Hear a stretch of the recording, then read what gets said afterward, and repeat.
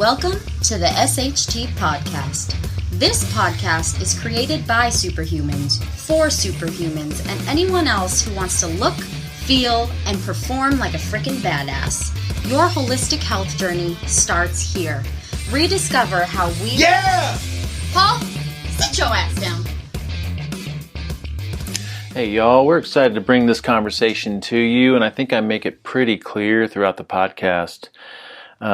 We are always going to be huge supporters of an omnivorous way of eating, including plant matter. Like, we absolutely adore plant matter, and we're just all about facilitating experiments. And as we go through this process of a general protocol, which is the general SHT way of doing things, to facilitating experiments throughout the year, it's just really useful to understand where the potential problems within the real food realm are. And when we look at it, allergies, sensitivities, and issues that most of us have with food typically come from something plant-based. There are no problems with animal foods.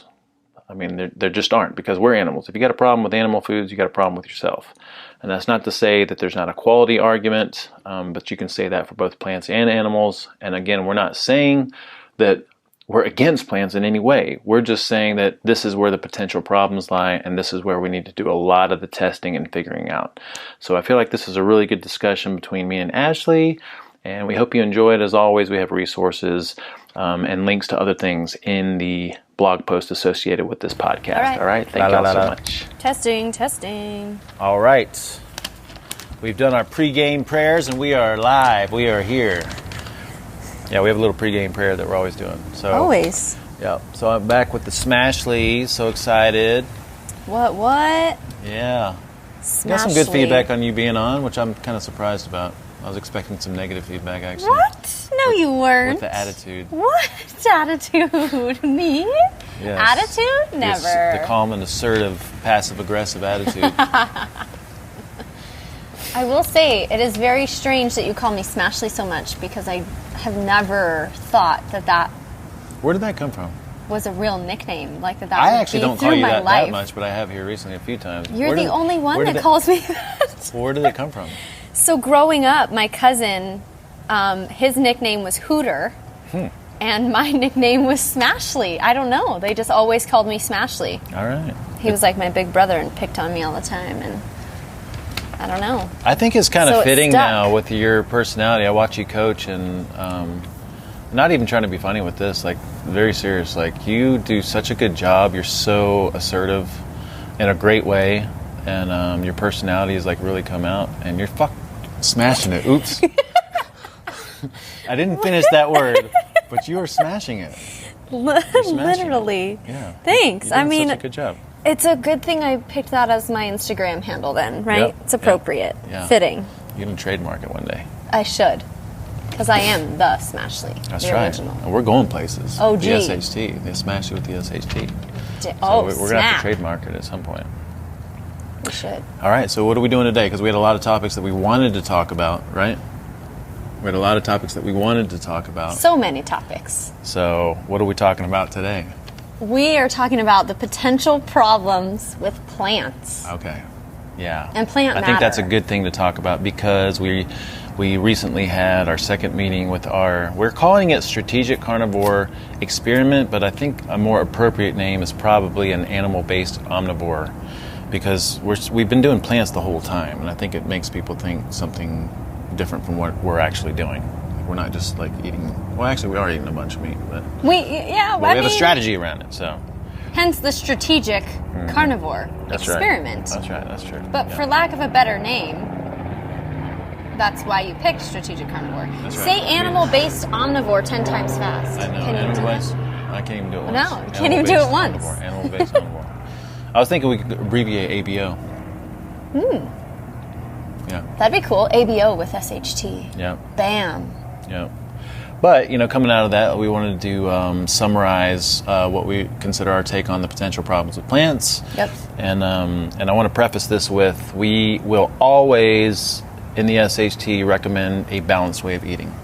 So this is an experiment. Remember, what makes us unique and different is that we have this general protocol, this foundation, and then within that foundation, we are always recommending people do these little experiments, and that's what we try to facilitate with our private clients and with our annual progression, because we want, well, first of all, we want to keep things fresh, but we also want to see what works for us. Yep. So that's why we do this. And then we come out of it and we learn a little bit, and most of us experience something beneficial from it, whether it's like some beneficial changes or just the learning, and we move on to something else, and then we add this to our cumulative SHT wisdom. That's really what we're doing, right? Yep. All right, well, so that's what we're doing. So the first thing that we talked about in the meeting was anti-nutrients. Yes. And I'm not sure that that's a very popular term. I mean, I never heard of it. Okay. Until common.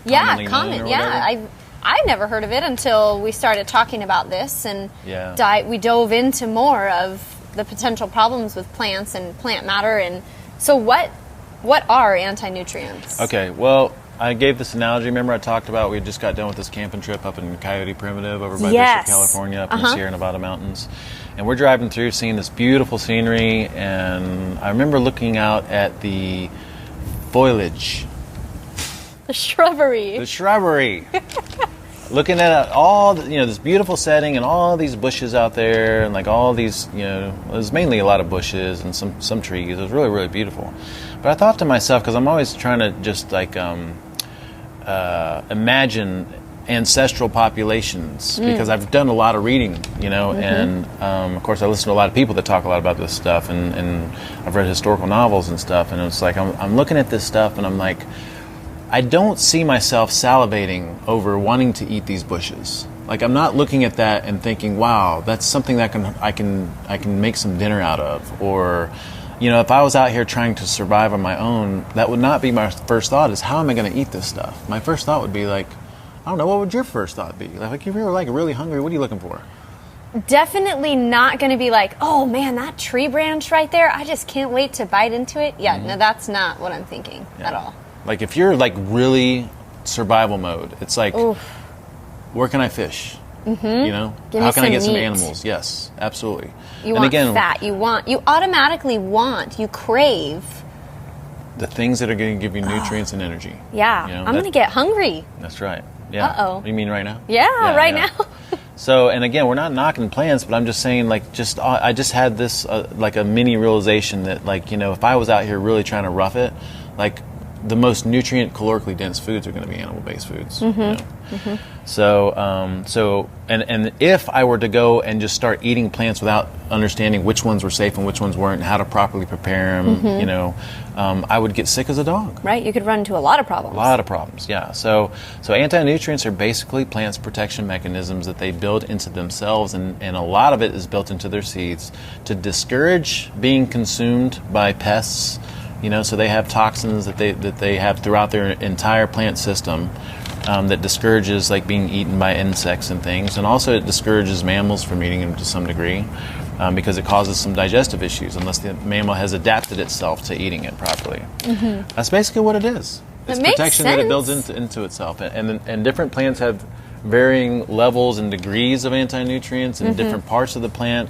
But a big part of that's always going to be in the seeds, because the seeds is the plant's next generation, and that's where we find a lot of these. And the main ones that we'd see are going to be what is known as prolamines, phytates, lectins, and then saponins. And just as an example, the way a lot of phytates work is a seed will hold on to nutrients so that when the germ starts to sprout, from some water and some sun exposure, then it holds on to those nutrients so that growing plant can actually access those nutrients later.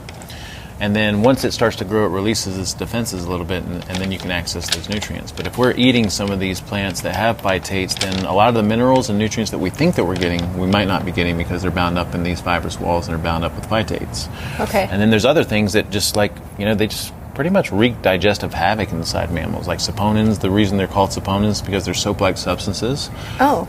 A lot of times when you have to soak quinoa, what's another really famous one that we used to do?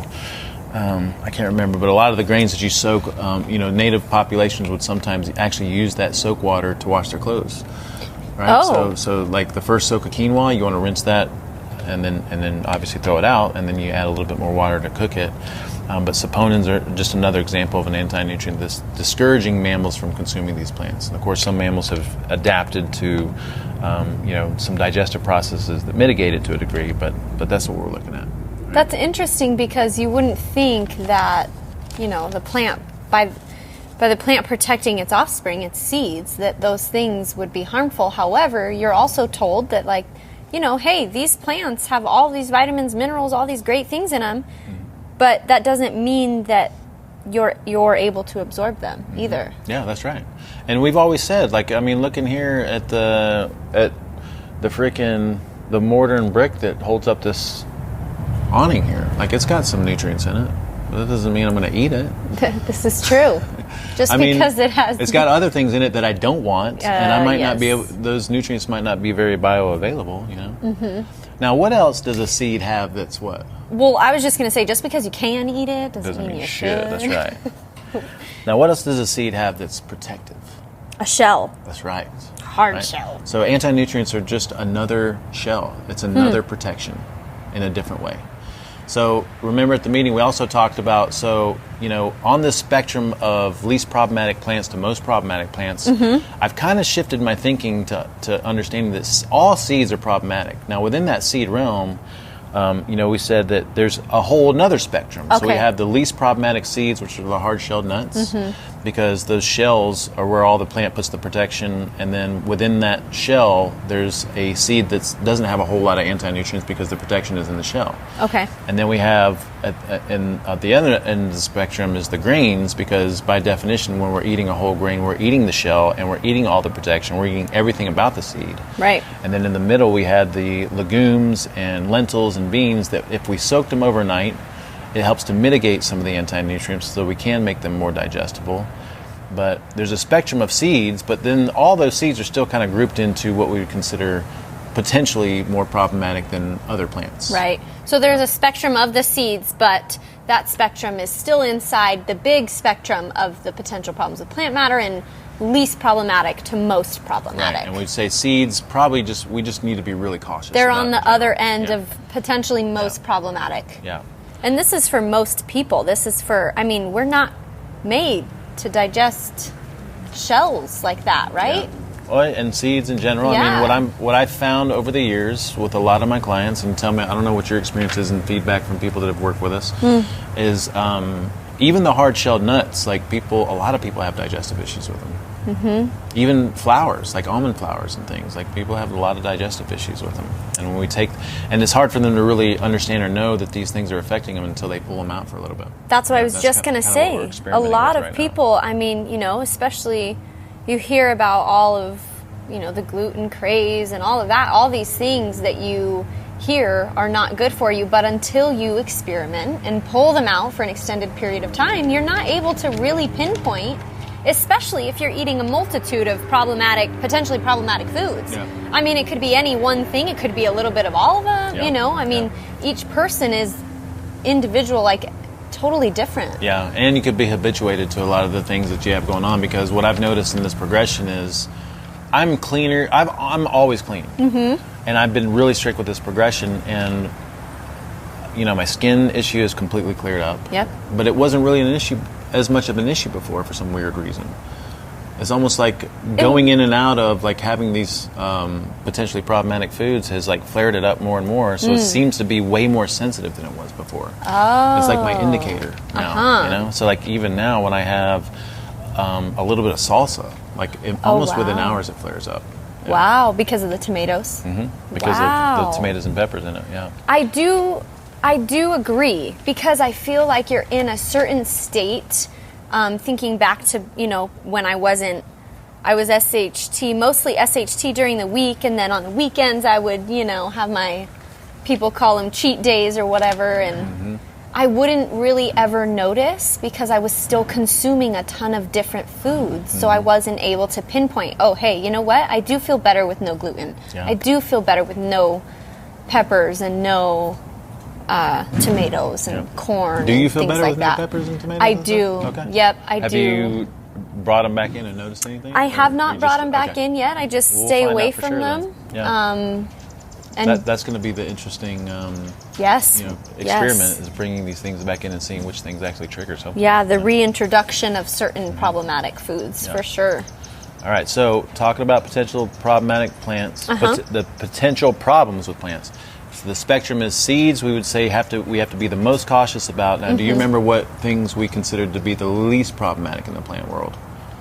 I think the soft greens. Soft greens are one of them. Yep, soft greens, and what else? Think energy.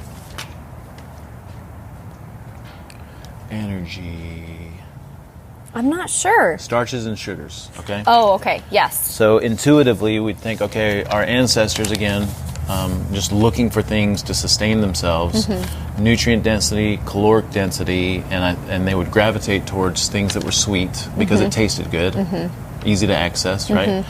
Those are seasonal. But then also they figured out about starchy things.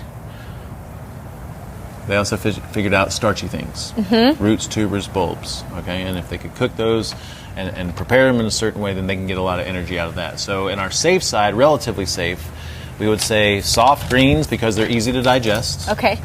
And then fruits, and then also starchy things like squashes and potatoes and sweet potatoes and things like that.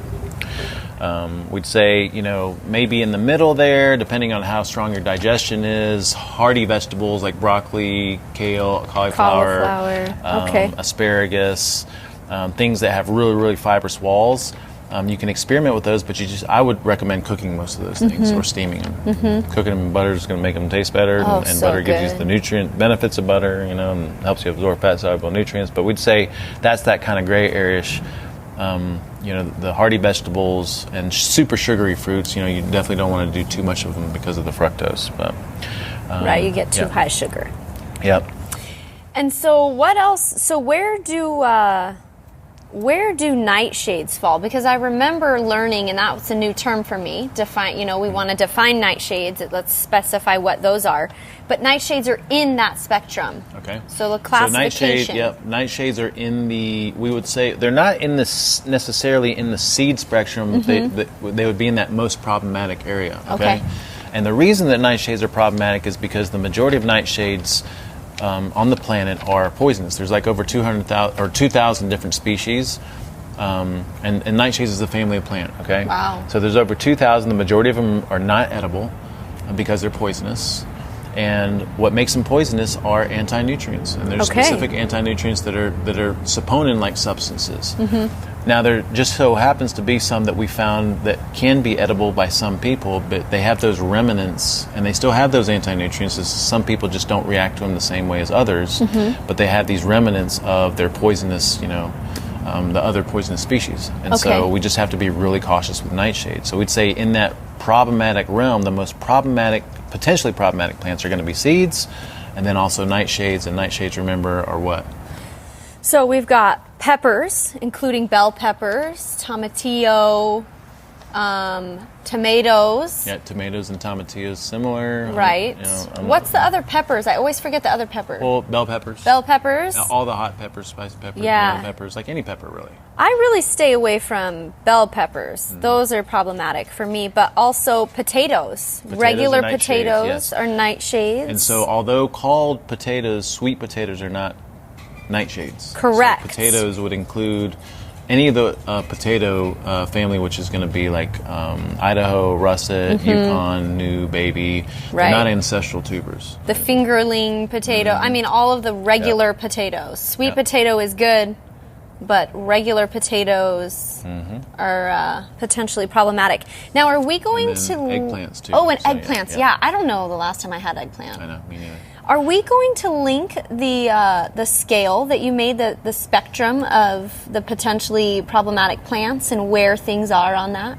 Link it as far as what? Like in our description, in our show notes? Oh, yeah, we'll have these images there for people to download. Perfect. I have like black and white versions that they can print out. So. Perfect, because that'll really show the scale that we keep referring to. It'll give everybody a visual. So again, we have the least problematic, which are the soft greens, the starchy, sugary things, because those are energy based. We have the slightly problematic, what are the hearty vegetables, because they're very fibrous. There's not like if I just eat a raw broccoli, stalk and what do you call it, floret, right? Like it's all bound up in fiber, so I need to cook that. And of course it's going to have some of the anti-nutrients, not as much as seeds. So then we go over to the seed area, and that's the most problematic. And then we'd also lump nightshades in there because of the anti-nutrients and the saponin-like substances that they have. And a lot of people have reactions to nightshades, and they just don't really realize it. Go ahead. Oh, sorry. So nightshades and seeds are at the very end, being the most problematic, potentially problematic. Potentially most problematic. Yes. Okay. Yeah.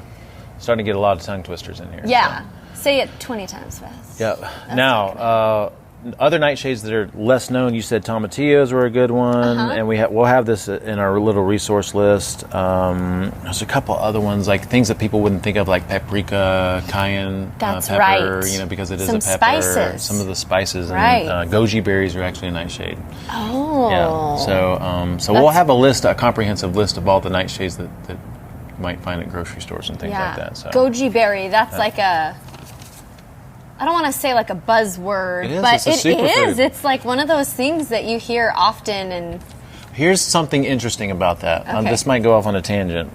We hone us back in if we go off too far. But so think about these superfoods that we hear about from these other countries. Goji berries and there's all kinds of acai. I mean, right? Okay, so now why is it considered superfood? When you really look at the nutritional analysis of those compared to like fruits that we have access to and foods we have access to in the United States, there's plenty of foods that have more nutrient density than those, but it's because it's from another country. So there's this mystery about it, right? So like, it's the same thing. There's a saying that's like a prophet from another. If you're from another city, it's like you're this prophet, right? But if you're in your own city, then you're not. You're a regular average Joe. Yeah. So if I go traveling to Idaho to do a talk, it's like Paul C. Torina from Las Vegas is here. It's like, oh my gosh, this real special thing, right? But I'm here in Vegas, and I'm trying to get like all these people to come to my talks. Right. I feel like it's mind-blowing information. It's like it's a little bit different, Like I know this guy. I'm here with him. So that's a good analogy. Some of these superfoods are not really superfoods. It's just they're mysterious because they're from another country or another area of the world that we don't have access to. And I'm curious too, like how many people hear about goji berry, acai berry, and they just jump right on the train. Like woo woo, like I'm going to throw this in my smoothie because I read on MSN.com that it was good for me and has all these antioxidants and all these other things in there. We're going to talk about that. So, I know. So now this is a good segue into what are the benefits that we hear about or potential benefits with plants, right? So we talked a little bit at the meeting about the difference in bioavailability of animal foods versus plant foods. Right. We're not saying there's not benefits in plants. Like, again, we're always going to advocate a balanced way of eating, for sure. But when you look at it, animal foods, like, it is complete nutrition and extremely bioavailable because it jives with my body. And we've already talked about like the digestive system of humans compared to other primates. We are geared for nutrient density. We are geared to assimilate. We have a very strong upper GI that has a strong acidity, which is meant to digest proteins and break down proteins. And so this is what we're geared for, right? So if we are geared for direct nutrient-to-nutrient assimilation, which means that if I want vitamin A, I need to eat vitamin A, true vitamin A. And if I want other nutrients, I need to eat those nutrients. If I want cartilage, I need to eat cartilage. If I want tendons, I need to eat tendons. If I want skin, I need to eat skin, or the things that make up skin. Right. So let's just define what bioavailability really means.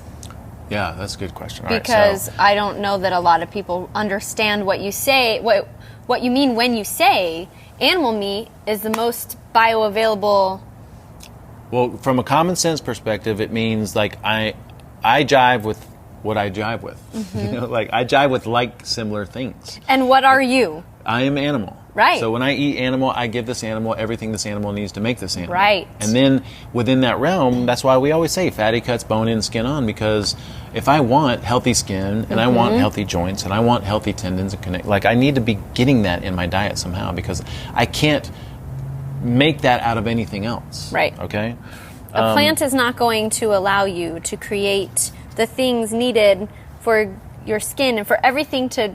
That doesn't make any sense. It doesn't. Right? It doesn't have those things to begin with. How is it going to magically? There may be some benefits from it, but it's not. We're not going to get that from it. There are other benefits. We're not going to get that from it. So, other benefits. So to answer your question, bioavailability, I would say that there's two components. The first one is a form that the body can absorb and it understands, which is kind of what we're talking about here. Yep. You know, we jive with living, you know, animal tissues more than anything else. Yep.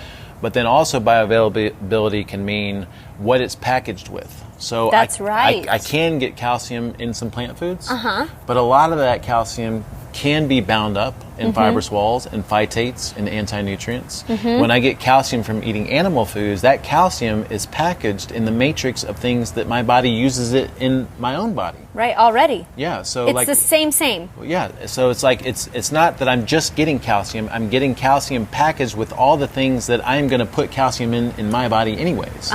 So it understands that and can use it. So bioavailability means packaged with the things that are synergistic with it, and then also in a form that the body can use and can understand very, very easy. We use a couple of examples. I think, you know, like hemi iron in animal foods is different from plant iron, which is non-hemi, and it's like way more absorbable in animal foods than it is in plant foods. And it's not saying that you're not getting some benefit out of it, but it's different. Vitamin A retinol in animal foods is different from beta carotene in plant foods, which beta carotene is not vitamin A. It has to be converted into vitamin A, and most humans don't convert it very well. So when we eat animal food, the nutrients are more readily available, so then our body is not doing extra work to convert that to whatever it is. Like you just said, beta carotene has to be converted, and most of us don't do that very well. Okay, so skip beta carotene and get what you need. Right. Right? Get the actual... in addition to beta carotene, because there may be some nutritional benefits associated with beta carotene, but it's not vitamin A. Right. Yeah. And it's part of a recipe. So this is the way I was looking at it the other day. When I'm consuming, you know, again, like if I'm consuming calcium in animal foods, calcium is part of a recipe of what makes this body so amazing, right? When I consume animal foods, I'm getting the entire recipe. I'm not getting an isolated nutrient or a nutrient that's you know, bound up and not ready to be thrown into the mix. So. Same type of makeup. Like you said, it's in the same packaging. You know, it's... Yep. Now, a couple of other ones that we touched on. D2 in plants is not the form that we most benefit from, which is D3. We can do a little bit of conversion. There's some in plants, but we do get some D3 through animal foods, and we also have that conversion at the level of the skin in synergy with being exposed to the sun. There's a lot of vitamin K1 in plants. We get a little bit of K1 in animal foods, but one of the most beneficial nutrients that we can get is K2, which is only found in animal foods and sometimes are fermented plants. But the majority of it's going to be found in animal foods. And then, like we said before, there's just some versions, like, the body understands a little bit better hemi iron than it does the plant-based iron. And I think we've already touched on retinol. That's interesting. So I would always just think in terms of, like, when I eat food, I'm trying to maximize my efforts, you know. So I'm always thinking about the nutrient density of the food, the bioavailability of the nutrients, and the potential anti-nutrients that inhibit bioavailability. And so those are the things that we kind of want to be aware of when we're consuming animal foods. It's extremely bioavailable. It's something the body understands very, very well. Extremely nutrient dense, and it comes without anti-nutrients when we consume plant foods, depending on what the plants are, and we have our whole spectrum. Maybe not as bioavailable, although there may be some other benefits associated with it, but then also we have that potential for anti-nutrients, which means that we're not getting whatever we think we might be getting because they're bound up or protected in some way. Right. So. And then your individuality comes into that also, because on the spectrum of plants, you know, potentially most problematic plant matter, like you may not be good with all of those things. That's know, maybe you need to avoid all of those things. So and maybe you're a superstar too. And because maybe there's some people that do really, really good on a vegan diet, right? Because they have these really optimal conversion capacities. Yeah, which is awesome. Yeah. However, you still want to get the most bang for your buck. I think that's really kind of the point with the animal food like that. Not animal food, animal meat. That's it. Animal foods. Animal foods. Yeah. No, it's like this is what we're trying to learn from all this is like we want to strategize our way of eating. Yeah, absolutely. I think we're coming up with a pretty solid protocol, you know. Oh, for sure. So a couple other things I want to touch on. So we always hear about antioxidants and polyphenols. Yes. And so again, if we're talking about a healthy person, really what polyphenols are is it's almost like anti-nutrients. It's like as the plant,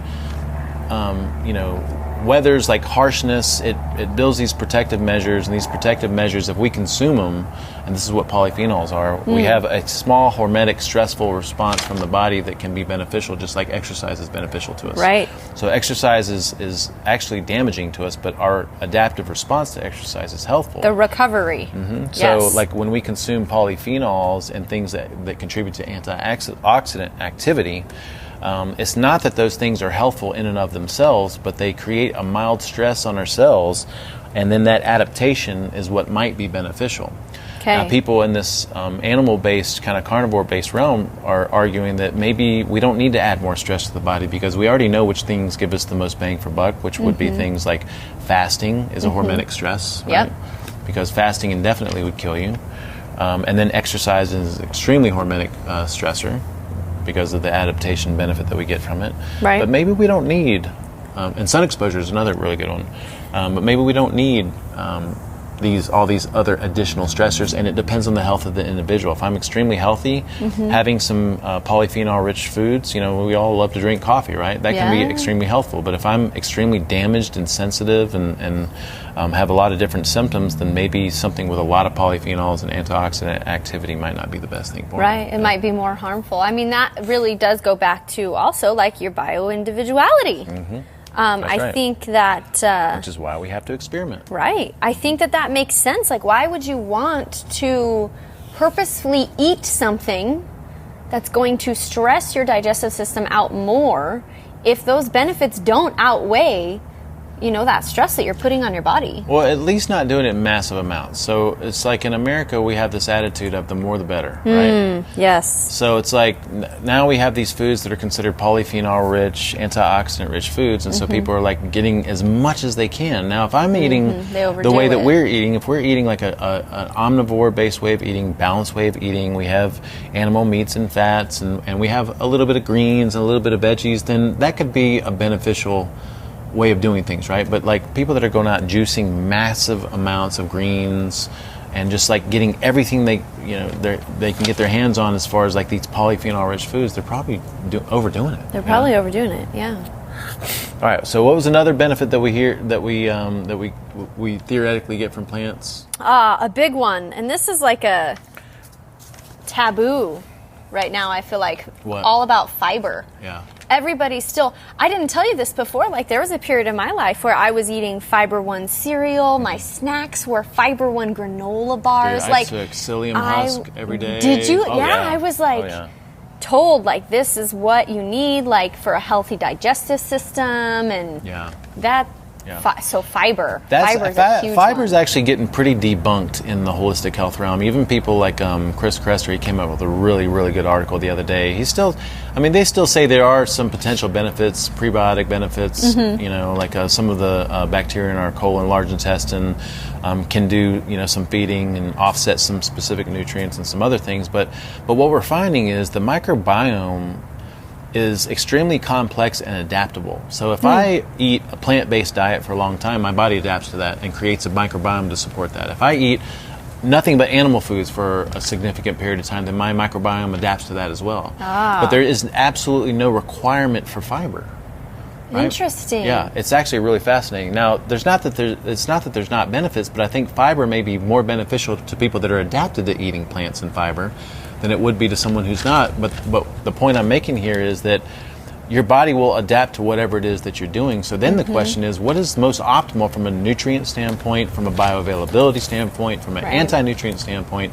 And then whatever I choose to do, have faith and trust that my body is going to adapt, my microbiome is going to adapt to that way of eating. Right, that your body will adjust. Yeah. So at that point, it really, you beg the question of, okay, what should I be doing? I definitely don't need to be eating fiber for the sake of fiber. I can be eating fruits and vegetables because fruits and vegetables are healthy, not because of the fiber, but because of the entire fruit and vegetable and maybe some of the other benefits that we're getting from it. But there's not a requirement for fiber in the diet. This is really fascinating and interesting to me. And I'm not an expert in that realm, but we're going to link to Kresser's articles. Mercola's got a couple. Paul Saladino does a couple of really, really good talks on fiber. And this dude is so smart and compassionate, and I love the guy, man. He's like the forerunner on this whole kind of carnivore way of doing things. And I think if people just kind of educate themselves on that, the big takeaway that I would want people to walk away from this is that we don't need to be taking fiber, and we don't need to be stressed out about eating fiber. We just need to be stressed out about eating real food, which happens to include some fiber, but it's not because of the fiber, it's because of the real food. Right.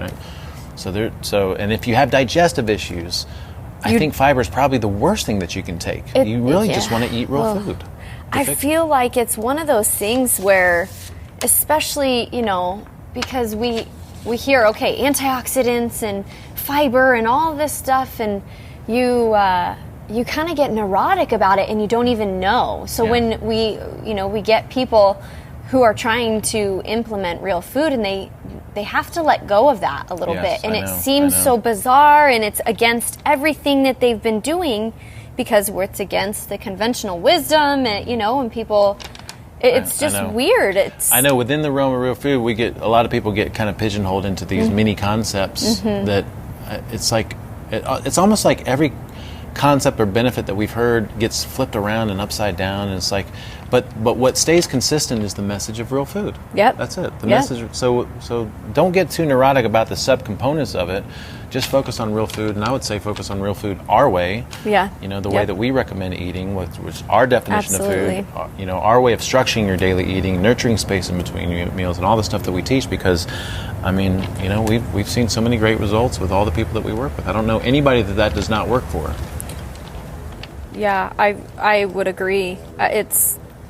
It's amazing to watch that transition.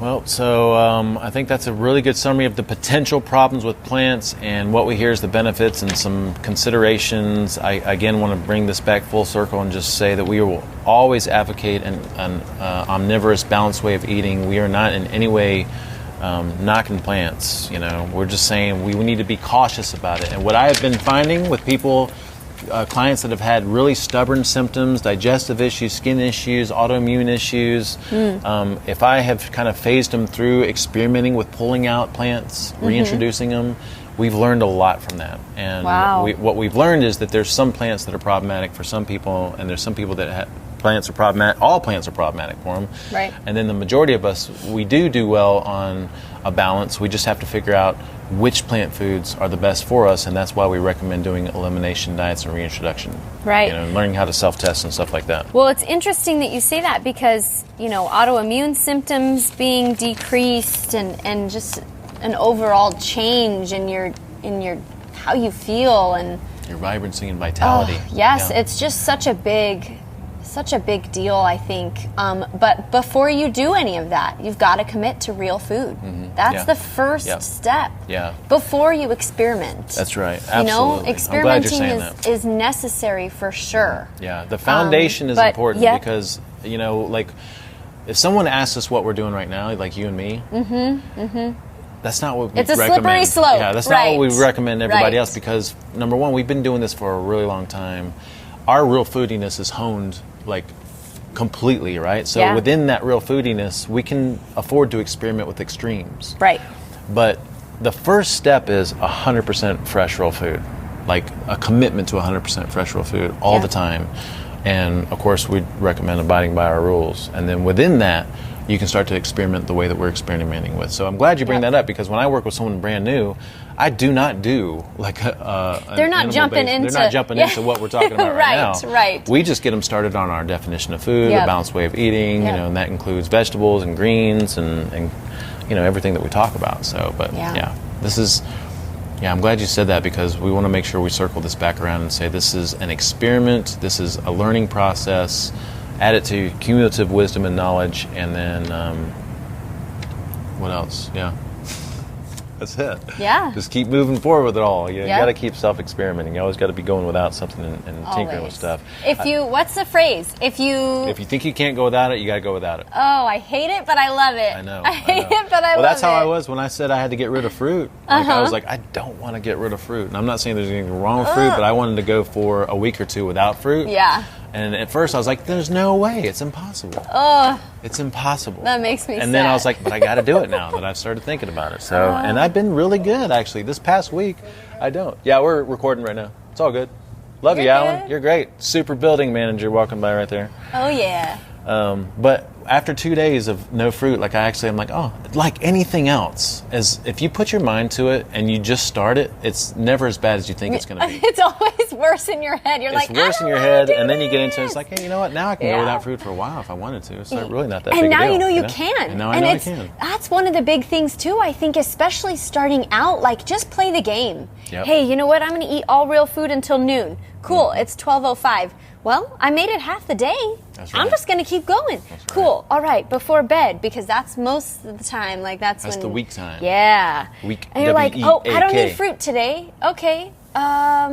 Cool. Bedtime. I'm in bed. Got it. One day down, and then the next day, make it to bed, you're like, good, and then the next day I it's a already little did it bit once. easier. Let's That's right. do it again. You just got to play the game and keep going, and every teeny step, is towards the right direction for sure. That's what I love about what we do. That's what I'm so proud of about what we do, is that we have this general protocol that we know works for every human being on the planet. And within that, we encourage and help facilitate these experiments and these learnings. We're not so rigidly tied to things that we're not flexible enough to just do our own experimentation and try to learn from it and share it with other people. And this is all from the heart, y'all. Like, really, we're just trying to... We just want what works, really. I mean, that's all we care about. It's so exhausting. Like, you think, we talked earlier about all of those things that eventually get debunked, like, but here we are at the masses still just listening to whatever is being put out. Like, it hasn't been put out, followed, completely debunked before. Like, how many things, like, it's just like so freeing and so nice to know that, like, my style, my lifestyle, my way of eating, this way of eating is great. Yeah. And it also is good to know, like, through experiments, like, I have different things that I need to avoid than you. And so, ergo, it does work for everybody. Ergo, it's you're getting individual. You're getting poetic here.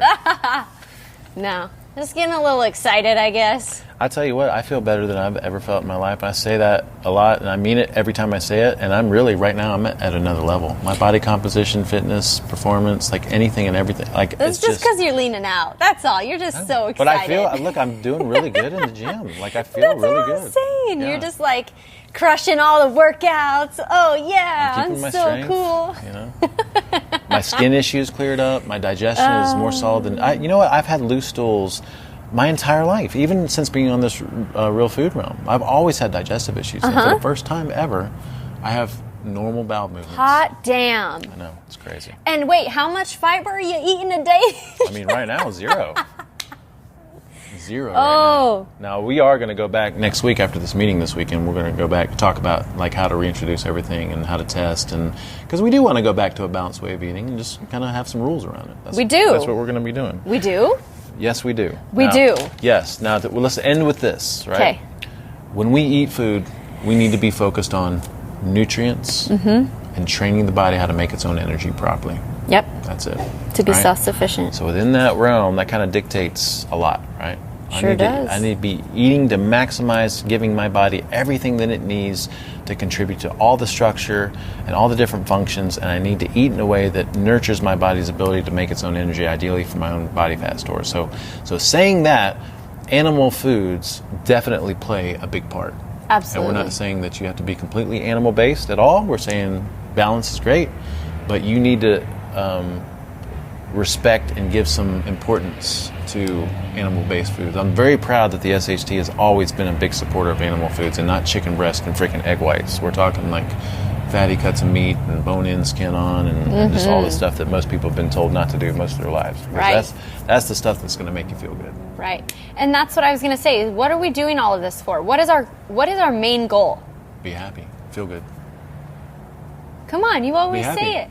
Being happy, yeah, that's great. But what before that? You have to find... You tell me. What? You have to find health. Oh, find health to find yourself. Yes, you have to find health. Yeah. Before you can be happy. Before you can... I mean, that's really the goal. Yeah. To be healthy. We want to be happy, but to get there, we have to be healthy. Exactly. to live as long as you can. I mean, I want to live as long as I can. I need to put my health as my first priority. Yep. All right. I think that's a really, really good summary. And stay tuned. Yeah. We're going to have another meeting this weekend, and then after that, we'll come out with whatever the hell we talk about at this meeting. Yeah, elimination diets and how to reintroduce those so we're talking about foods. Bringing these foods back in and learning how to do some self-testing. And we have different, I'm really proud of what we put together with this. We have different levels of elimination diets. And then we have several different self-testing protocols that we're going to cover. So it's legit. I'm excited about that. Yeah. It's legit. You need to be joining us for these progressions, y'all. Yeah. They're amazing. Yep. You're not going to get this anywhere else. Original. And we can't share it all on our podcast. No, we sure can't. But, all right. Hey, thanks for being on here again with us. Hey, thanks for having me again. Yeah, Smash Lee. Yeah. Signing out. Thank you guys for listening. Yeah, so remember, the purpose of this podcast is to support our SHT community and to be in your ear as a go-to resource for all things SHT. If any of you have fallen off, if you need support, honestly, just come back and listen to some of these episodes. Get re-inspired, get re-motivated, and get re-engaged. If you're new to us, the best way to get started is by joining our newsletter at sht4life.com. That's sht4life.com. And you can also find us on Facebook at Superhuman Transformation, and then on Instagram, Superhuman Transformation, which you're doing an amazing job with. Thank you. And then also Twitter, it's SHT4Life. I think that's all we got. See ya.